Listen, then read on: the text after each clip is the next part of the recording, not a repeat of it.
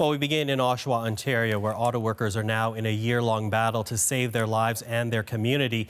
Their union will be bringing that fight today to Parliament Hill.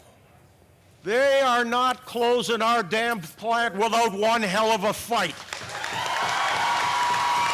We have to use every trick, every tool. We're going to have to use all of the power of government to make sure that General Motors understands that they're not betraying this country again. How am I going to feed my kids, support my kids, myself? What do they say? Blood, sweat, and tears, right? What else can we give them? They've got it all right here. They need to just stay. Auto workers are back on the job this morning after walking out yesterday and staging a protest at the plant gate. Their union leadership warns there could be more protests and even an occupation of the GM plant. Jerry Diaz is the national president of the Auto Workers Union. He will be taking that angry message today to Ottawa. And Ottawa is exactly where we find our David Cochran this morning. He leads off our coverage this hour. And he actually just got off the phone with Jerry Diaz as we look ahead to the meeting later today. So, David, let's begin with Diaz. What's he going to say to the Prime Minister today?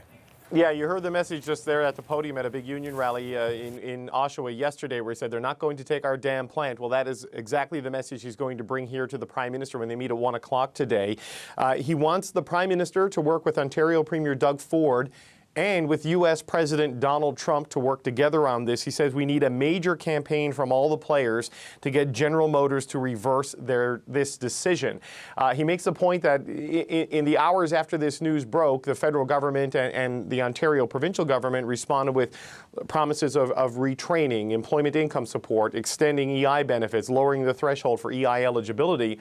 And Diaz makes the point that that is not what these people need. They need the plant saved. They need to keep their jobs. He blames Mexico for a lot of what is going on because of the low wages there compared to the high wages here in Canada, which makes Canada the highest cost producer for manufacturing cars in the North American Free Trade Agreement.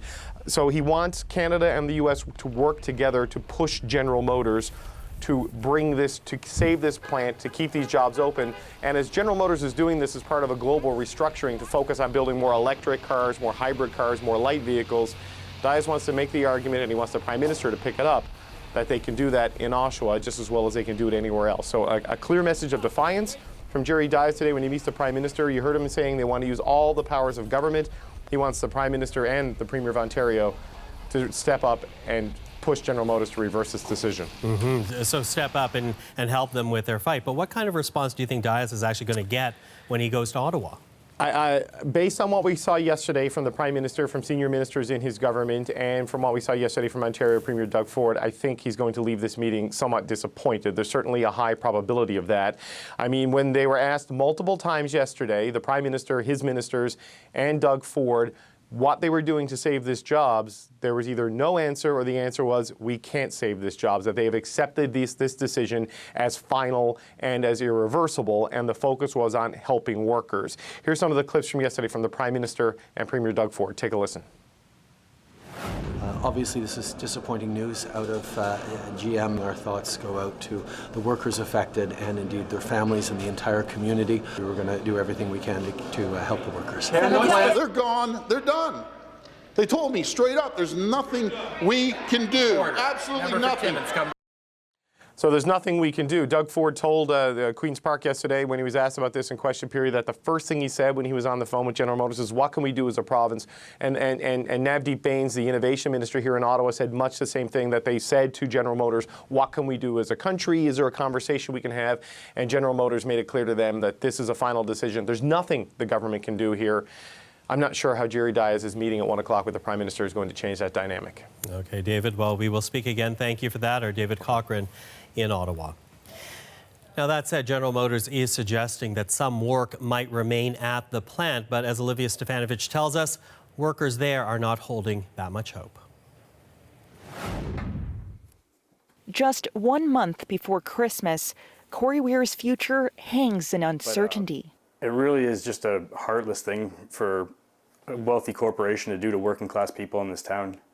The fourth-generation auto worker has spent nearly a decade working in the paint shop at General Motors, trying to save enough to build a family. Absolutely. I mean, everything that my family has built for generations has been because of the work that we've done at General Motors in that facility. So it's, yeah, you can't untangle that from your lives after that long, right? But he will have to start.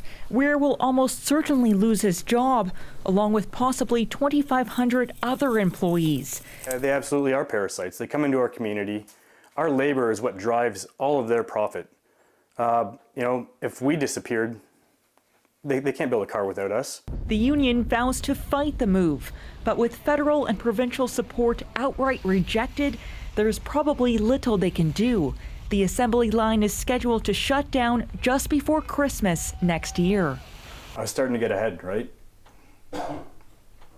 And now you're not sure where this leaves you? Yeah, no, it's just huge uncertainty. And, you know, not just for me, for everybody. And that story from our Olivia Stefanovic.